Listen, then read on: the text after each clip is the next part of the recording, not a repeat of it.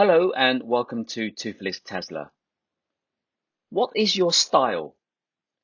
In this video, I don't mean your color preference. Watch closely and you will see what I mean. So, what is your steering style? I am always surprised when I see people grab the steering wheel in this way, whether they are turning left or right. Why do some people grab the steering wheel in this way? Also, this driver is someone who will potentially cause problems to other road users.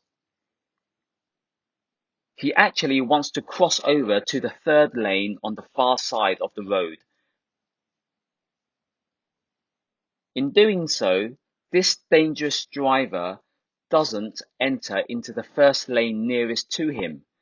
Instead, he is just waiting to turn and immediately cross over all the lanes to get to the far side. No wonder people here in Hong Kong, including me, complain about Tesla drivers.